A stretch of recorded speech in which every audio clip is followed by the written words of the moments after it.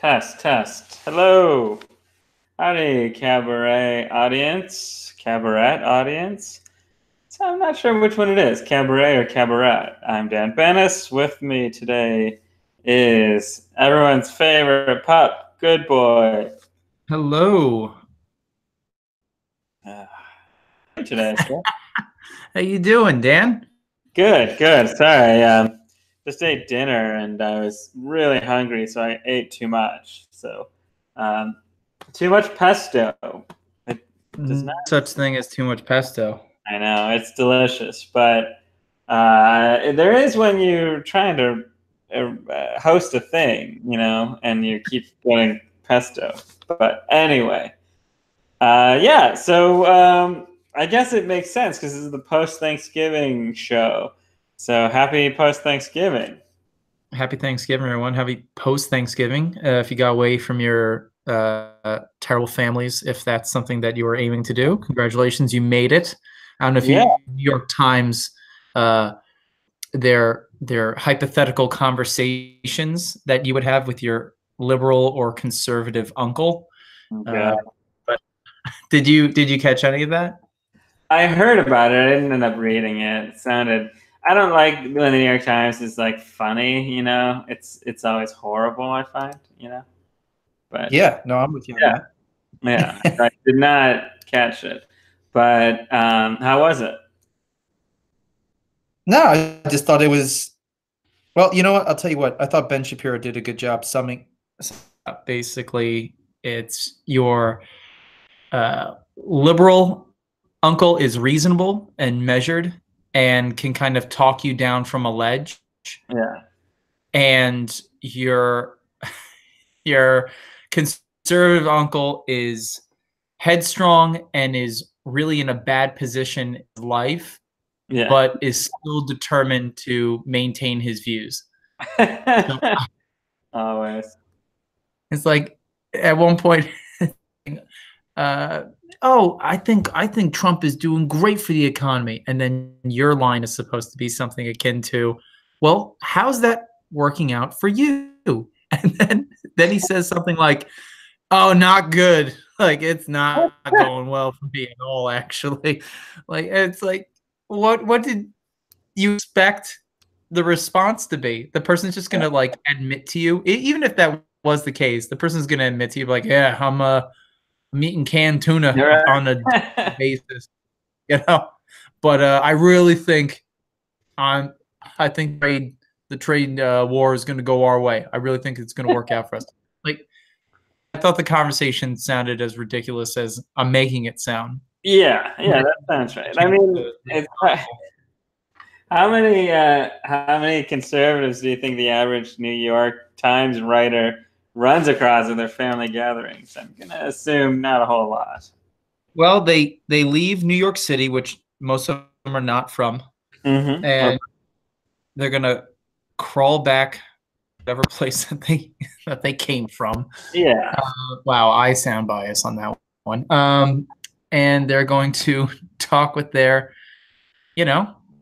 regular, everyday Joe Schmo family who have normal, typical conservative beliefs like, half country. Yeah. And they're going to have to not lose their minds when they say things like, oh, yeah, I'm kind of for enforcing, the border, enforcing migration laws at the border. And I'm also for XYZ, whatever it may be, just normal, everyday shit. Yeah. And I really think that they paint conservatives to be such a, I don't know, people that are just, wow, can you believe someone holds that idea that we shouldn't have open borders, or that ICE actually serves a role in the border protection element of our country. It's like, yeah, I think a lot of Americans feel that way. It's pretty common. Well, a lot of Democrats are increasingly feeling that way, from my understanding. John Kerry and Hillary Clinton have both made statements along those lines, that uncontrolled immigration is not always a universal good. John Kerry, obviously made remarks about Europe and the fact that, what did he say? Something along the lines of Europe has been, what did he say? Did you see that? Basically, that immigration has like turned it upside down. Well, I mean, that's essentially the central thesis to Murray's book. Yeah. Yeah. Yeah. Yeah. I mean, what was it? There certainly seems to be a lot of evidence. I can't say that I've seen firsthand, but I've heard many, many, many reports that state as much. From the UK and France and obviously Germany and many, many other places, Sweden. Right. I will say, I mean, it's interesting how like a year ago to say that made you like this alt-right monster. And today it's like Hillary Clinton is basically echoing that, and John Kerry are echoing very similar sentiments. Yeah, I think I was thinking the same thing today, which was, we hadn't seen this mass, quote unquote, mass migration hysteria in the United States the way we've seen it happen in Europe ever since, the crisis in Syria. Yeah. And I think Douglas Murray's book, Europe, does a real good job. Did you read his book? I read quite a bit of it. I think it's an excellent read. And a lot of it has to do with, the effects of religion on the continent. This drive to nationalism as a reaction to, well, basically people putting into question whether their culture should exist or not.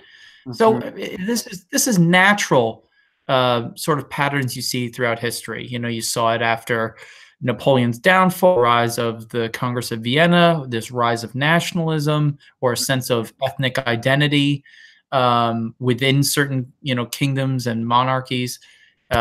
And I think you're going to see the same thing again. And you are seeing the same thing. There's like definitely a very radical right-wing element that's kind of becoming very emboldened in Europe, I think, because of how poorly they managed the migration crisis. And I think that to say we as Americans didn't have to deal with that is a little, well, I wouldn't say it's so off the mark, because we've had a migration issue at the southern border for as long as I can remember. But I think, well, that caravan that was funded by Soros and all that, I think it's made to paint the picture that what Europe is experiencing, America is going to experience as well. And I think that hysteria can kind of like rile people up, and they want Trump to, they want Trump to cross the line and, shoot tear gas and live ammunition into these people.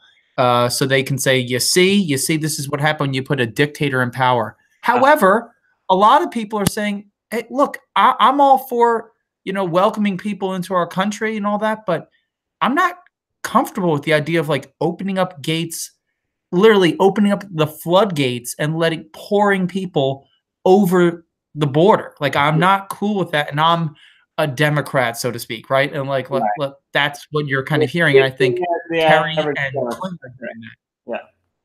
Right. It's a losing issue. I mean, open borders is a losing issue for the Democrats, and they're waking up to that. Certainly the centrist sort of, the more standard establishment Democrats. However, we're seeing a schism in the party, of course, with like the further edge. And that is one name that I noticed got brought up a lot over Thanksgiving, was that of Alexandria Ocasio-Cortez, from a lot of the left-leaning people and my extended family, talking about how they were a little concerned about her, that they thought that maybe she wasn't quite prepared for the office. And there was some rumblings of concern and trouble from the left. Would they consider themselves left? Yes, yes. I don't know that many people um, there. I don't think anyone there at least was openly on the right. It's very unusual, in my experience, for people at social gatherings to be openly on the right. To be honest, it's interesting how rare it is to me. I mean, I know a lot of people who are very vocally left leaning, but it's I don't, it just seems like people on the right will just be much more quiet and reserved about their beliefs. Maybe not so much on the internet. I know there's like a lot of sites and Twitter handles that are flag waving eagles and all that stuff. But yeah, I don't know. What do you know? A lot of people who are fervently right leaning these days. Well, the thing I would say that, when people go back to their hometowns, from the liberal metropolises of New York and LA, Yeah. they visiting their family in, well, basically middle America or just regular small town America or suburban America, you're going to find a lot of people that just have fairly normal views. And I think to Yeah. paint it like fervently to the right is disingenuous. I would say that a lot of people on the left and on the right play it the way you would support a sports team, right? Yeah. We're in the right, they're in the wrong, our team, rah, rah. And I Right. feel like you get a lot of that, which is accompanied by a lot of ignorance a lot of the time. Mhm. But for the most part, everyone wants to be in a world that's beneficial for their families and the people that they love around them. So it's Yeah. just we have different way of seeing the world a bit, and different concerns. But the heart of it, I think we're all, have a similar goal in mind, which is like, hey, I just want the best of possible worlds for me and my family and my community. Yeah. Interesting. You should bring up that idea of um, kind of reconciling with the other side, so to speak. I get to play it both ways. Being more of a libertarian, I get to kind of see where people on the left kind of go astray and where on the right they go astray. It's a little easier, as Dave Smith would say, to call balls and strikes. But there was an article that you had shared with me about a feminist on Twitter who had her account suspended Yeah. because she had dared to say something akin to "women are men," something black and white as that, which I thought I learned back in biology, and I kind of had to. There it is. And what I found to be interesting about that is she later had kind of conceded a point that not all people on the right wing are crazy for, you know, saying I'm nervous about this Orwellian idea of censorship that's going on these major social media platforms. Mhm. And she doesn't think that they're tinfoil hat wearing people, maybe not anymore, but she sort of voiced this air of empathy with them. And I thought that was kind of interesting how the far left will actually put Yeah. people together. Sorry, your mic blew up all of a sudden. Can you hear me all right now? Yeah. Yeah. Okay. Yeah. So the article is by Nicole Russell in the Federalist, talking about Twitter permanently bans feminists for writing that men aren't women. However, it's a little confusing. Let's go through it because it says, first thing it says, despite its CEO telling Congress the contrary a few months ago, Twitter has amped up its pattern of politically one-sided application of its terms of service. So they mentioned that it's a feminist who's been banned, but then they say that it is a politically one-sided application, suggesting, though, that it would be more of like the right wing or the anti-feminist sort of group that would be affected, but then they also say this was a feminist affected. Do you see what I'm saying? It's like kind of contradictory. Yeah, well, I mean, it would seem kind of counterintuitive, like, oh, how would that add up? Because a feminist, she's clearly on the quote unquote right side of things, but where she steps in shit, so to speak, is when she dares to kind of go against the intersectional cult of the cult of diversity, and say, well, I also happen to think that a transgender man is is a woman at its heart, or a transgender woman is a man, biologically speaking. I think that was her central point, because she had mentioned that there's this gentleman, well, a transgender woman, so a man, right? Yeah, there it is. Spends his time promoting sex trade and empowering women as empowerment for women, and then tries to defund women's shelters. And she was kind of targeted as per the hate speech codes in Twitter for misgendering essentially someone, from what I understand in the article. And I thought she had a very measured reaction, and the fact that it was being slapped down by Twitter, I think kind of, had her ears perk up and go, holy smokes, maybe the people on the right aren't so, out of line here when they say, oh, there's only one type of ideology prevalent on Twitter, which there isn't. I would say the people that do get in trouble, though, in terms of having their accounts suspended and all that stuff, are people that just push back against the far left. I mean, you can't even have a normal sort of discussion anymore on biology. I mean, that's pretty crazy. Well, I think the problem is that a lot of the people pushing this don't have answers to the questions that people are asking. So in terms of what does it mean to be a trans man or a trans woman, what is the difference between biology and gender? I mean, I know that some people, there are more or less, answers to these questions, but a lot of the people enforcing them don't know what those are or can't articulate them well. So they respond instead by banning. Although I also do think there's controversy and probably mixed opinion on a lot of those questions as well. Yeah, for sure. But it wouldn't be nice to hear that debate in a very sort of tone? There's not, regardless of any of that, there's not really an excuse for banning, in my opinion, except if there is, I guess, proven harassment. I don't see why a site like Twitter couldn't ban an individual from using their private platform. Wouldn't you say, or no?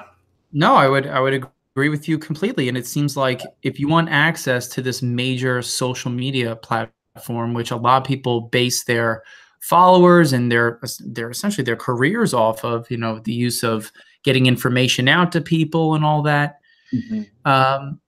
What I find it to be interesting is it's almost like, when you sell indulgences to the church, the old Catholic Church, where it's like, well, how badly do you want to be a part of this? And if not, we're going to excommunicate you, or you don't have access to this anymore, and you're going to be banned or branded. So how exactly did that work with the plenary indulgences of the church back in the day? Do you want to elaborate a little bit in case anyone doesn't quite know, including, I don't know all the details myself. Well, from the long and short of it, I would say is what would happen is the church would offer, the church would offer for sale a pardoning of your sins. So you can go from purgatory straight to heaven, if that was the idea.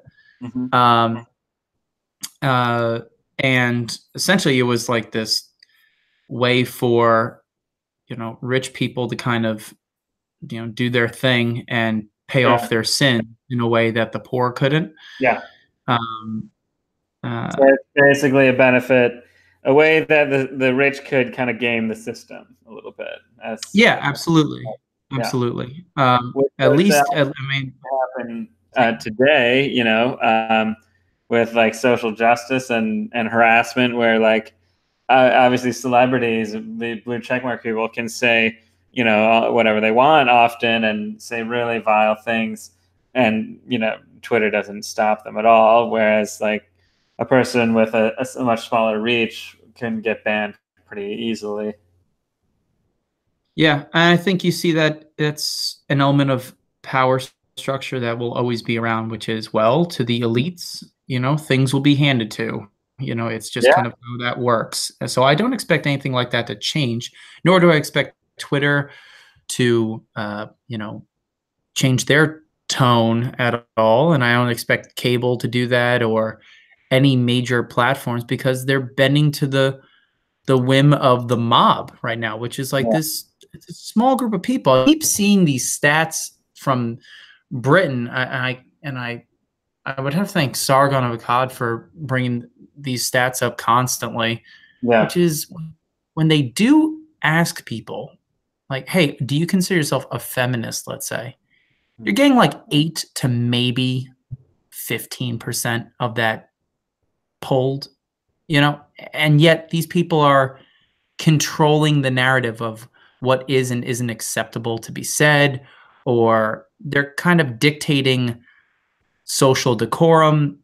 I don't, well, I don't necessarily agree with that as someone who likes experimentation and playing outside of the, you know, the lines, Sure. coloring outside the lines there. But what I find interesting is such a small population has such a large grasp on these major networks and companies, and By which I think that in comedy too. Yeah, by which you're referring to the progressive left, I assume. Yes. Correct. I would say the far progressive, yeah, the progressive left, right? Not the liberal left. You know, we're not talking about Joe Schmo Democrat who's just looking to, you know, keep his union together. We're talking about intersectionality, and it's a different animal. It's definitely something I didn't have to deal with nearly at this, you know, nearly at this level of, well, at this dominance. Yeah, that's the right way of putting it. Yeah. So how similar do you think this progressive sort of cabal, for lack of a more charged word, how similar do you think it is to like the old Catholic Church back in the day, and the plenary indulgences, and you know, the way that they kind of controlled morality back then? Honestly, I think that's an interesting way of putting it, because there is this pseudo-religious vibe to it. But I think you're probably have a better time comparing it to the Bolsheviks rather than the Catholic Church, because when the Bolsheviks essentially, you know, stripped the church of its power and kind of put the state at the head of the table, they kind of became the church in and of itself. I mean, you had pictures of Lenin and Stalin above, you know, in every classroom, and that sort of a thing, which also occurred in Nazi Germany too. Let us not forget. That's what happens in the, you know, dictatorships. You know, people. So, are you saying that the social justice crew are literally Hitler? Is that what I'm hearing? They're literally Hitler. I think there's some frightening parallels, to be quite frank.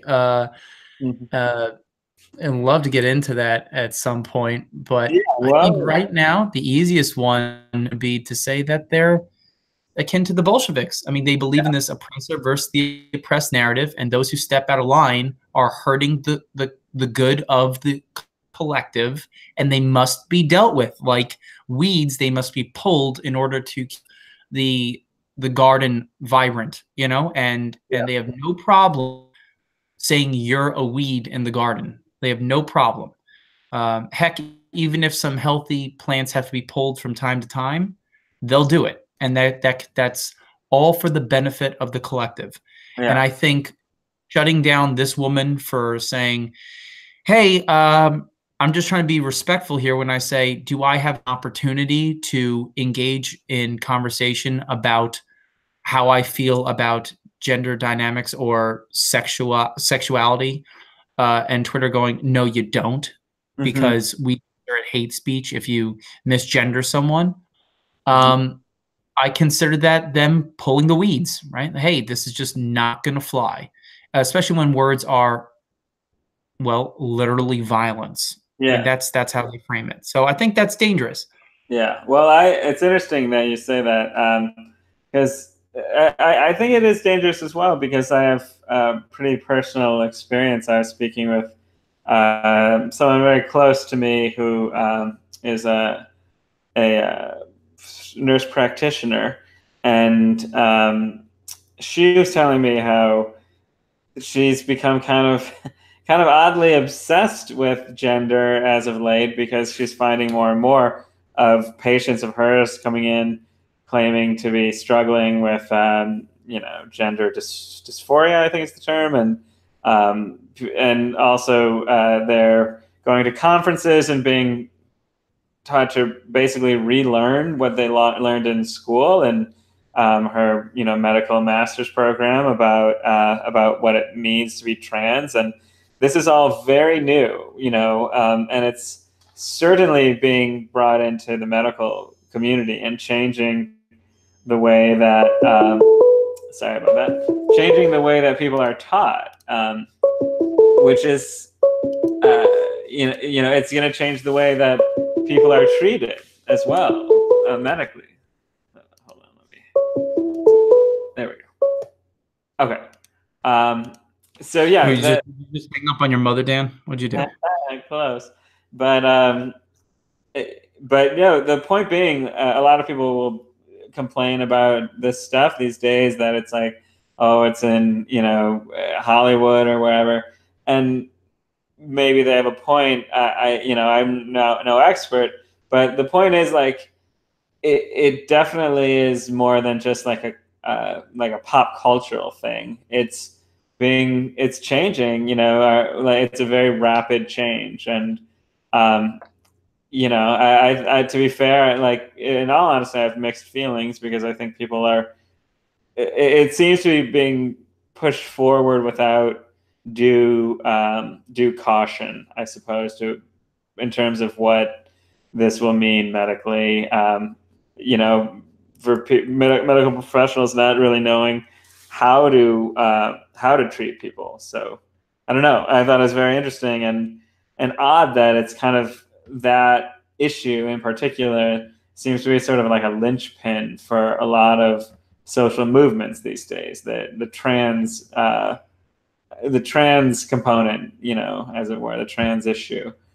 Seems to this is where you're going to start seeing the left go vehemently anti-science, right? It's kind of like when I was a kid and I had to deal with, like, the right being so overtly religious that they were anti-science, right? We're going to teach kids that the Earth is 7,000 years old. Yes. And you go, you can't, you doing that, like that's, or if you do, send your kid to a private school to learn that, because there ain't no way we should be telling kids that, and I feel the thing is true here. I really don't think the scientific material is that well established to where you can support these claims as vehemently as they are being supported in the medical community. Here, if you do want to hear an analogy, Nazi Germany, I think this is actually a good one. And I'll tread lightly here. But there's an excellent documentary called Nazi Medicine, where they talk about how the medical community in Germany was considered to be at the forefront of the world, and they were. And between, sterilization, right.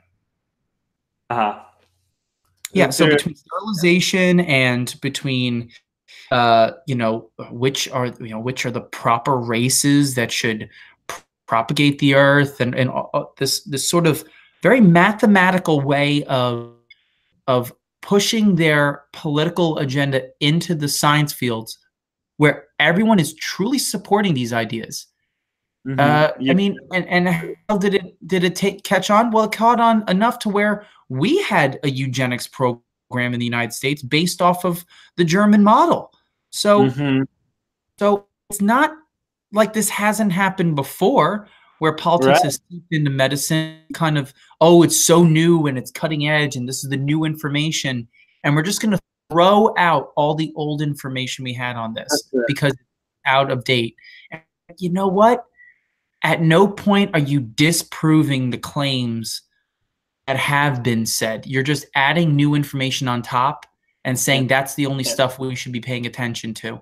And there's a lot of people in the medical community that are nervous about this. There was a great lecture, I need to find the gentleman's name, where he gives this speech about the breakdown of transgender medicine in the United States, because he was one of the first people that ever worked in any wing devoted to it, with one of the first people that were publishing works on it. And it all kind of died from the 70s into the early 80s. It all kind of died out. And then he says, then it came back with the vengeance. And look, I think gender dysphoria is a real thing. I think people should be treated with it, but let's not kid ourselves when we say that, well, if I can show you studies that say, therapy and, close relationships with therapists and doctors over time has a success rate of kind of helping people adjust to their body, versus hormone therapy and surgery, which has a very negative effect of, suicide, frankly, in the transgender community. Suicide is rampant. And I think to kind of ignore these things and say, well, this is the right thing because it's the quote unquote morally just thing to do to transform this person because they feel this way, I think is a dangerous precedent to set, especially in the medical community, which is a science, Yes, absolutely. When I'm hearing myself. Yeah, well, I haven't changed my mic or anything like that. Interesting.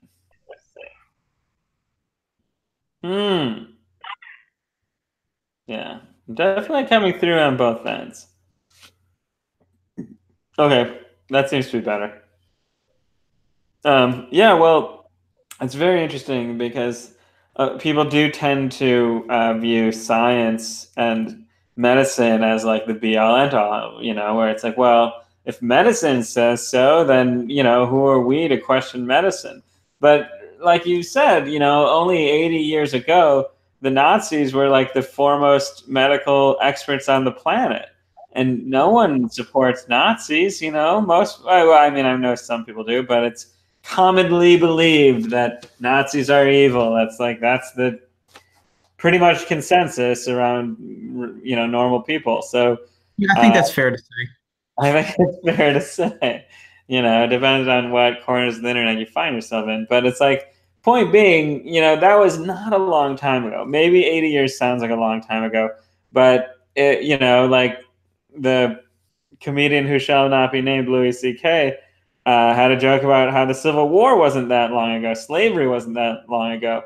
I mean, certainly this World War II was not that long ago. And the fact that what the Nazis were doing with eugenics, that reverberated long after they were gone. And I think it's important that we kind of acknowledge that a lot of medicine is still experimental, or it's not, it's not as precise as we like to think. We know a lot, but certainly on the subject of gender and sexuality, like the whole point, of saying gender is fluid and sexuality is fluid is that it isn't clear cut, and so it just is strange that people who make assertions broadly can be just like demonized so thoroughly. And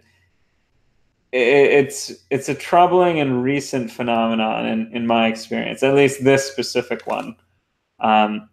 So yeah, I don't know. I wonder what's pushing it, you know, where this kind of comes from, and I wonder where it's going.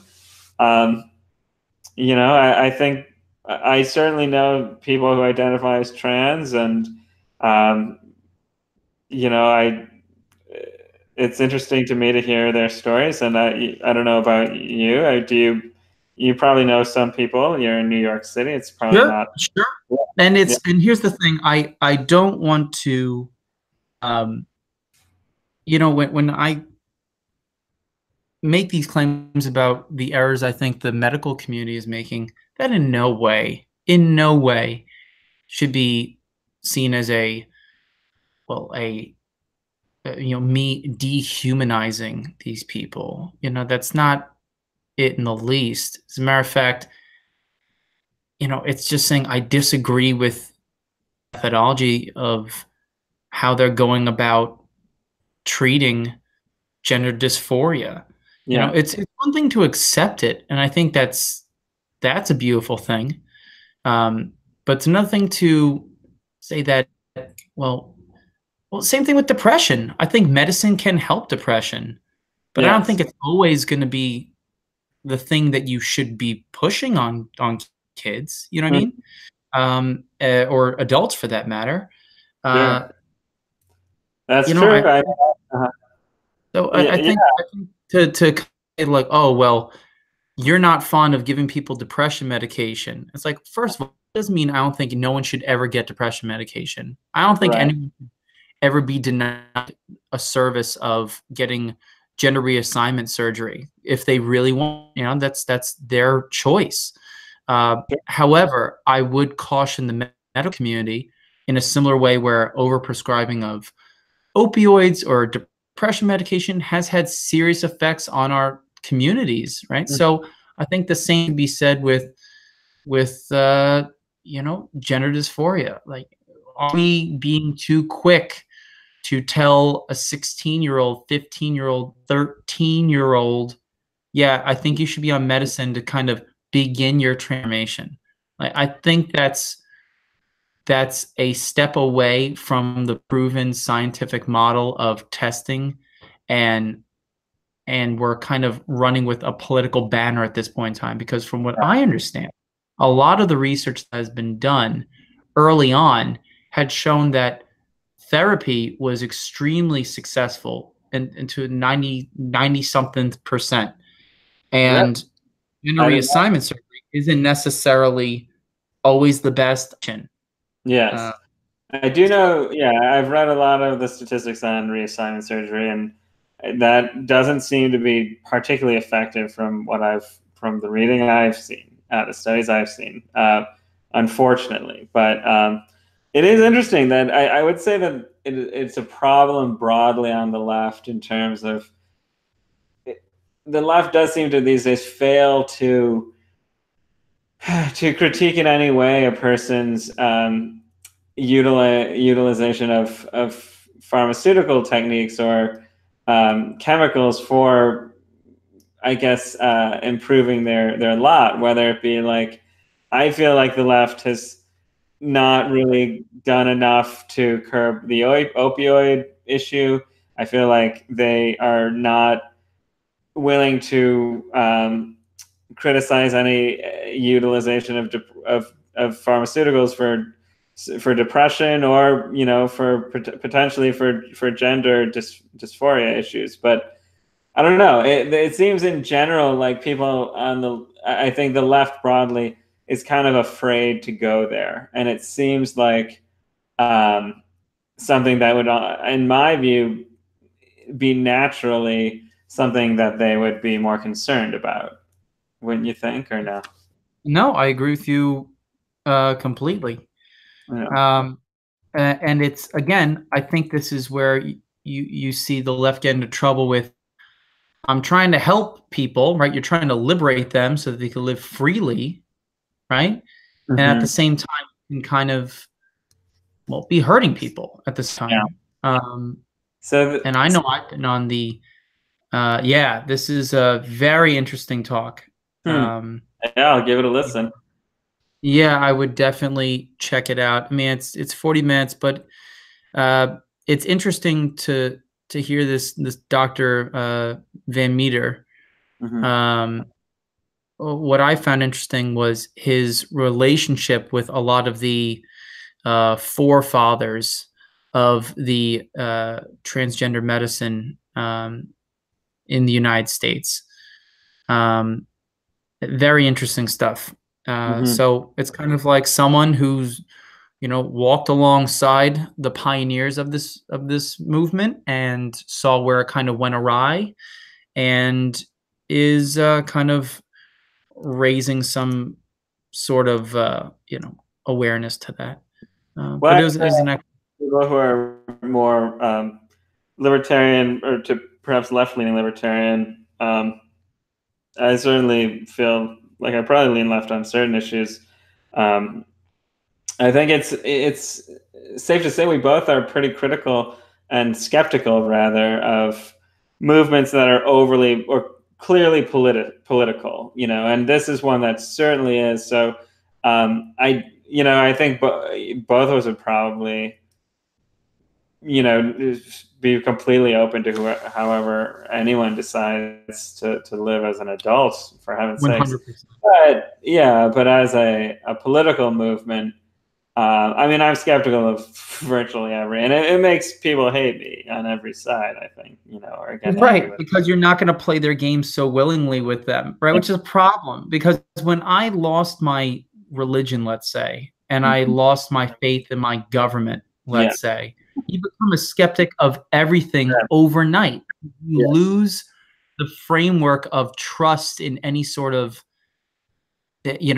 organization or even a political movement. So you start questioning everything. Most beautiful, like, Socratic awakening you can have as a young adult, in my mind, is to begin to question everything. And I don't get it when the people that I was really buddy with, coming out of a very right-wing mindset, where I became a very left-wing sort of person, because I, like others, got to ask the fun questions and got to question my government and my religion and my superiors, and who are you to tell me how to live my life, right? All these wonderful sort of pushing back against the those in authority and the machine, if you will. And those same people morphed into the far left of today, where telling everyone what to think on Twitter, and I find it to be mind-blowing. It's like, no, you're the people that helped me break out of that trap. So don't go back over. Like, stay on this side of the wall, man. We need you here. Yeah, sure do. Well, it's very interesting. So I don't know. We'll have to keep an eye on that. But there's a few different issues here, obviously. Political movements in general, but also what we started on was censorship and media. And one of the interesting things from this initial article, if I can bring it up here, is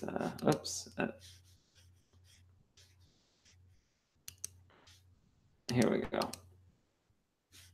Yeah, so one of the initial interesting things from this article, is that this feminist and when I say feminist, I mean, she's a self-declared feminist who writes for, I think, Feminist Frequency, is it? Maybe that. Feminist Current, not Feminist Frequency. Right. But she said the baggage on that name is very, very different, I would say. But she said that she started to think about the political right's positions and be willing to dialogue with them. Quote, "I no longer believe leftist positions are necessarily most right or most ethical. I no longer believe everyone on the right is wrong about everything. I do not believe all those on the right necessarily have ill intentions, and suspect that many, like those on the left, believe they are working toward a better world." Very interesting indeed. Yeah, that's called good faith, right? You have good faith in the people around you.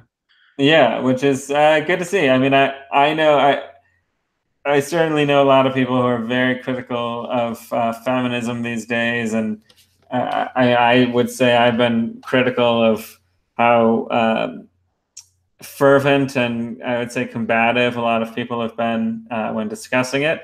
So it's really heartening to see that that censorship, Twitter censorship, is bringing people together in its own bizarre way. Well, So that's why I really think in the end, there's enough people on the left that believe in the tradition of questioning those in power, right? Like I had mentioned the people I was buddying up with in college who had showed me the way of questioning things. I believe in their heart of hearts that there has to be that element that still is in them, that yeah, eventually, once they have someone within their own movement that's starting to say, you can't say that, you can't do that, yeah, hopefully they push back from that initial knee-jerk reaction that they had when they were much younger. It's that hopefully that's still there. I don't know. Historically speaking, it isn't always there. mhm. Um, but So you from look a at like historical context, because my understanding is that you have some background in history, correct? yeah. So I studied history at university. I'm Yeah, currently getting a master's degree in history as well. So cool, cool. So um, we've seen a lot of, I would say, a lot of changes in the last few years. A lot more push towards collectivism on the left, and I would say a reactionary collectivist mentality on the right. From my view, maybe it's the other way around. I really don't know. But um, where would you say this is heading from a historical standpoint? well, I mean, no historian would ever really want to play what ifs because it's a dumb game to play. Yeah, Because it can go so many different places, and no one can calculate all of the factors that will go into yeah, figuring out where this will end up. But because America has a tradition of liberty, or at least individual autonomy, hmm, that eventually this socialist style, Bolshevik style, political movement will kind of crumble under their own doing. They will eat themselves, and that article is a perfect example of that happening. I'm sure before she got kicked off Twitter, she considered herself on the right side of things. She yeah, even said in that sort of apologetic tweet, which was like, I no longer consider myself, I no longer consider, the right complete wrong about everything. And I hmm, think it's just a wake up call. And you know what? They're if you're on the far left and you think, not me, yeah, give it time. Give it yeah, time. Historically speaking, I would say they will come for you. I mean, look at, Stalin and Trotsky. That sort of battle is so iconic to when the far left eating its own. It's but when with those in power who have the way. Trotsky, yeah, Trotsky being the more intellectual vanguard, and then when the communists came into power, he was kind of pushed aside for the more strongman Stalin esque version of communism. Is Oh, he that was tricked. He was truly tricked in a very strong arm sort of way. yeah? At Lenin's funeral, everyone kind of said it's going to be Trotsky, and from what I understand, Trotsky was given the wrong date funeral. Yeah. Uh, Oh, really? I did not know that. yeah, That's so that he wouldn't show up and appear as though he's hmm. that he was one of the closer men to Lenin, and in reality, it was a move. It was a ploy so Now that a lot of people would be able to see yeah. Stalin as the next in line because he was the one carrying the casket and not Trotsky. Now, a lot of communist sympathizing individuals would argue, though, that they say, well, yeah, but that's what happened in the past, was that a strong man took over, so communism wasn't implemented correctly. So you can't really blame things for going awry because they got subverted by, a totalitarian dictator. Well, here's what I would say to that. Yeah.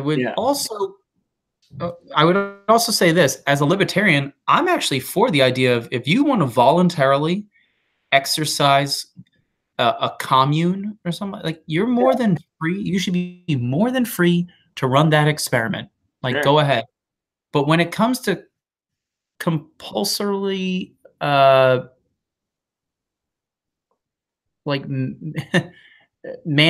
that I have to follow your way of doing things in order for the system to quote unquote work the way it should work, I'm not going to play that game, right? Then we're not talking about freedom anymore, and that's an issue for me. That compulsion, one might think, would make a strong-armed leader taking control almost inevitable, wouldn't you say?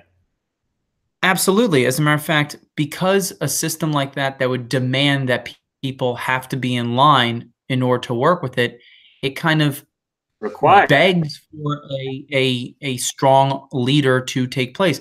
Also, keep in mind, and this is a great Peterson quote when he always brings up the mantra of communism, which is to each according to his ability, to each according to his need.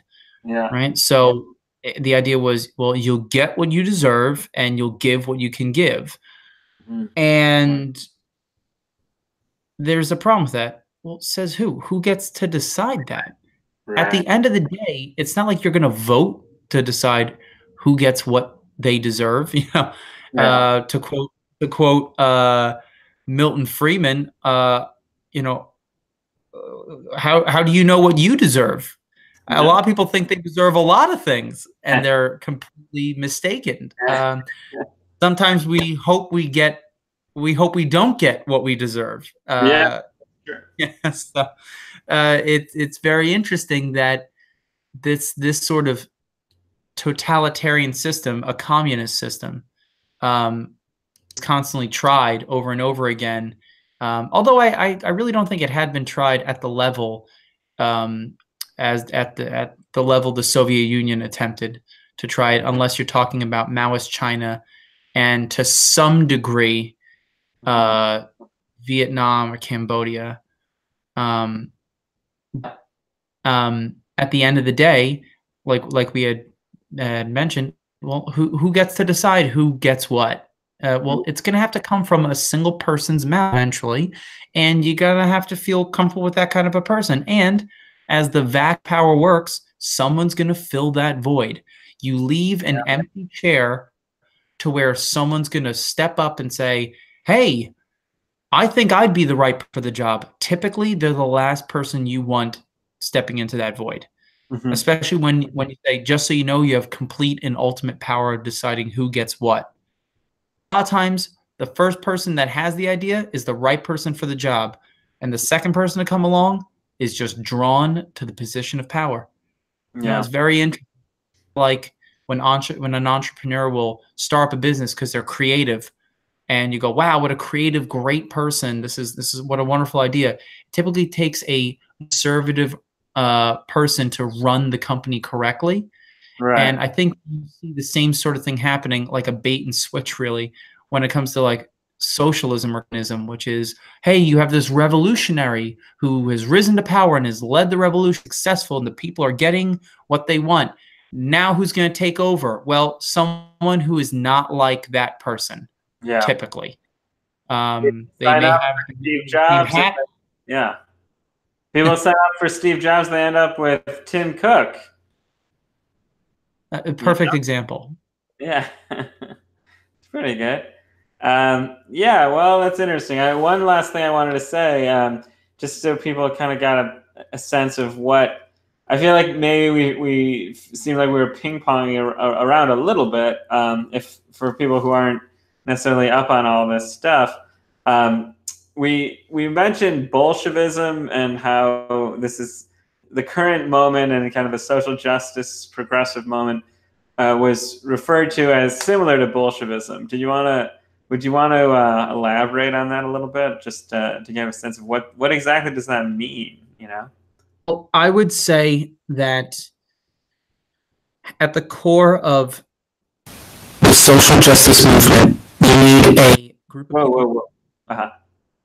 I think you need a group of people who identify as those who are being oppressed, and identifying an oppressor, a bourgeoisie class that needs to be erased in order for the proletariat, the oppressed class, to rise up, own the means of production, or at least maybe you would rephrase that as own the means of power in society, and equally share that amongst everyone equally.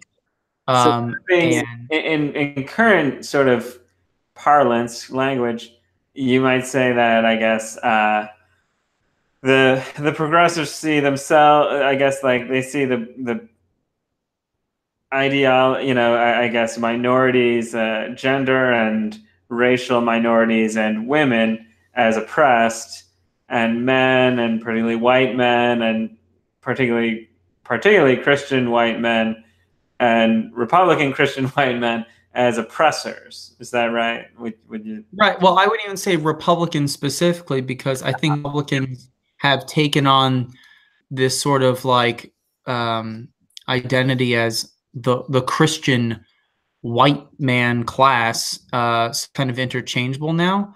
But I think in the end, if you identify with anything really Western, to be quite frank, you're Westernized, and you believe in the tenets of Western culture, and you're a white man, specifically European man, you are the oppressor to these people, and you have received your place in life unjustly. And I think there's a grain of truth to privilege. I mean, who would doubt the fact that privilege doesn't exist? I'm not saying it doesn't. What I think is dangerous is developing a Marxist sort of ideology on top of racial and gender lines, so that you have now isolated a class of people that make up a large portion of the country, and say you don't deserve power because of things that you can't control, like your race and ethnicity. Because at that point, now we can start talking about who deserves what. And be careful if they get a strong person in power that wants to start again to deciding who gets what and what you deserve as a white man. Maybe you deserve nothing as a white man. Maybe, how about, instead of just, maybe you deserve to be punished as a white man for the oppression that you've laid out, maybe consciously. Your unconscious bias has harmed people, and therefore you are an enemy of the state. I don't know. I think that's actually a logical line to go down. But it's what I see them sort of holding up as their their centerpiece to this political movement. It's very similar to Bolshevism.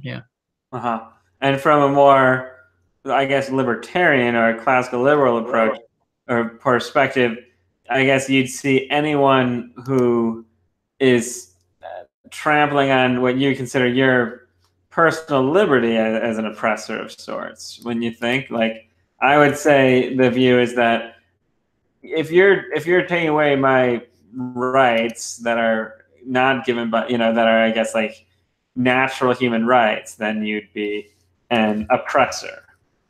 Right. Well, I think as a libertarian, you get to kind of see that morally, because it's about you as an individual. It's like, are you going to do that against me? Well, then you are no different than the other person who would do that against me. But they don't see that. When I say they, I'm talking to people that see the red-blue things only. And it's like, no, but I'm on your team, so if I push back against, you talking about God, let's say, well, that's just me being like a good Christian politician. And it's like, well, I'm not about that, man. I'm about you let me speak my mind. Like, again, I mean, I think transgender medicine is like a great example. It's like, I'm not here to tell you what you can and cannot do with your body at all. What I am against is a medical community usurped by a political movement telling physicians what they can and cannot practice in terms of medicine. Uh-huh. That's my issue. So again, it comes down to the idea of, do you have the freedom to experiment with ideas and to speak your mind freely? Because that's the best method throughout human history of getting to the closest grain of truth in order to, improve society, is that open dialogue and freedom to experiment. And if you shut that down on the basis of, well, if you deny if you misgender someone, it's hate speech. Well, be careful, because now we're playing with what you can and cannot think in terms of biology. I mean, that's a problem. And the same thing is true. The right is just as guilty of it. So I do find the oppressors to be people that want to tell me how to live my life. I'm like a cranky teenager at heart, right? Don't tell me how to do, what to do. And that's, Well, you mentioned religion earlier, and I feel like this is kind of a natural connection back into that subject, because what I enjoyed your definition really quite a bit, and your explanation I think made sense and it was thoughtful. But what I felt like was lacking to me is any sense of what those rights are and where they come from. And so the only way that because I wouldn't consider myself a particularly religious person, but when I did start to think about this stuff more, and when I came to understand the idea of rights coming from something other than the state, that's where I'm like, okay, so I guess that you'd need some sort of like God-given rights, technically. I was like, oh, I guess that's where that concept and that phrasing actually comes from. Yeah, that's a very real idea, and so I guess that would be my question from a libertarian-leaning perspective. Do you think like rights, if not coming from the state, do they need to come from a God? And what do you think those rights are? Well, I don't think the state gives rights. I think you have rights. Whether those rights come from God or not, quite frankly, I don't think they come from God. I think that's I think you're born into a state of nature where you're free to act a certain way.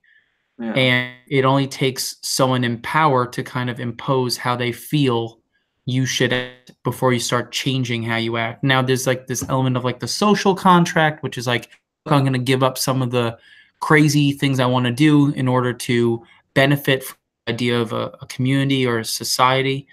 But you do that voluntarily. And if you don't want to, and you want to be a hermit or an outcast, you should be free to do that too. So you can experiment and do the crazy things that society won't protect. Go ahead, do it. You know what I mean? So I think at the end, it's more of a human thing than it is a religious thing.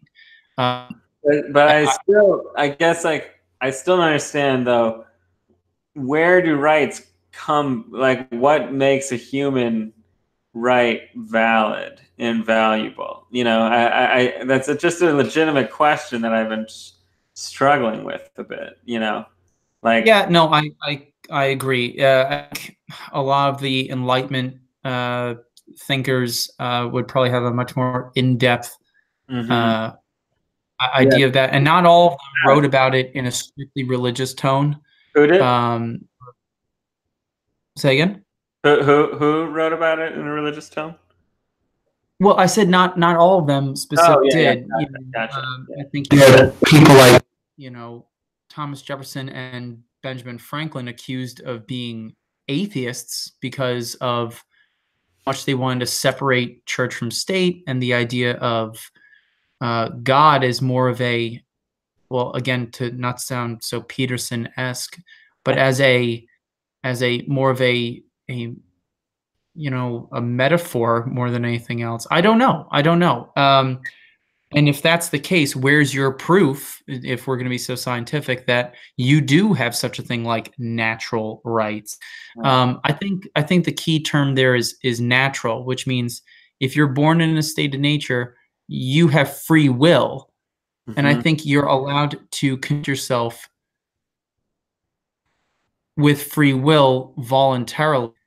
A free will is voluntary, right? You say like, look, I'm not going to scream at the top of my lungs in this restaurant because I know I'm going to get kicked out. So like there's this cost benefit thing that comes with it. Yeah. So I think a I think enshrining quote unquote natural rights in a constitution or in a document is sort of like a little bit of column A, a little bit of column B. You have a little bit of the social contract there, which is like, look, you have to give up some things. You can't do everything, right? Hmm. As you would as an animal in the state of nature. Yeah. But here are some things that you can always do in the state of nature that this society is going to back up. And one of those things was to freely express your mind, and thing was to be able to defend yourself.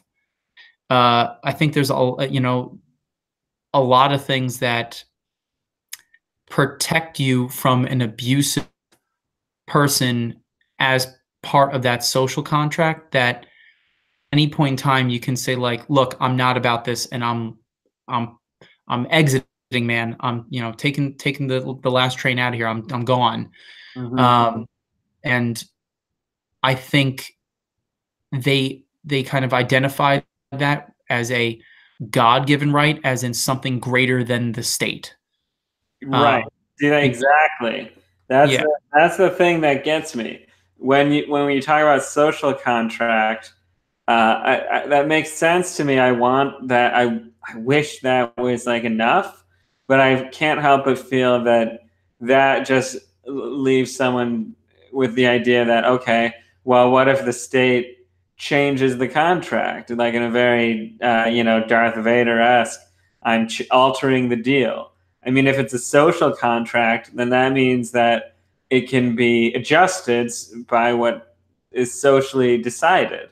Now, what if I believe that there are certain rights that are not socially decided, but that I believe I deserve, that I have, regardless of whether my social group agrees? So that's where I'm like, okay, well, does it need to be given by something other than the state? And what else could you call that than like a god of some sort? You know, Right. Well, I think that's the idea that, for lack of a better word, right. I think it's, for lack of a better word, it's a symbol of Yeah. something beyond the state, right? Yeah. That God is omnipotent and he touches everything.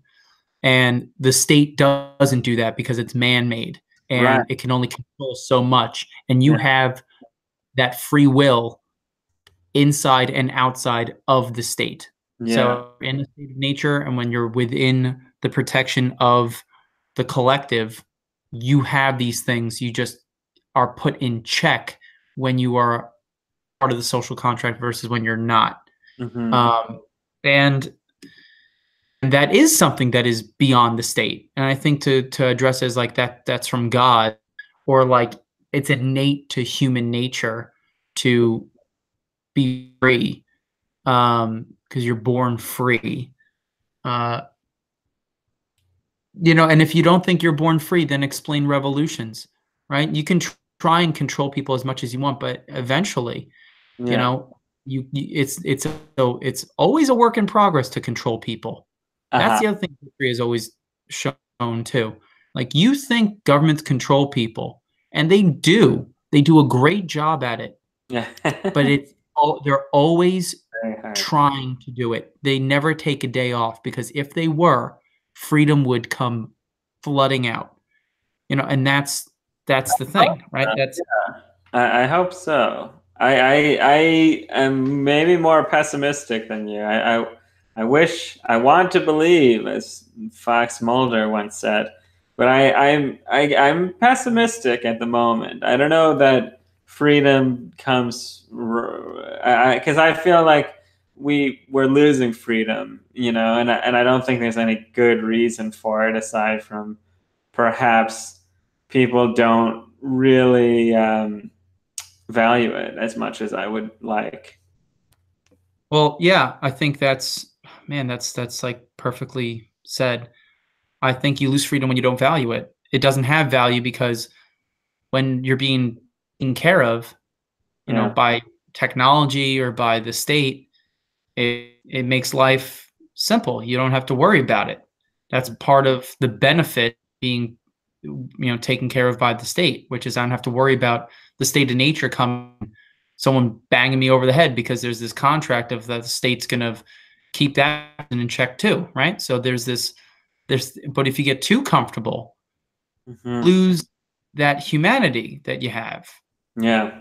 And I don't know. I think a lot of, like you said, the scary thing is a lot of people are real quick to trade it in.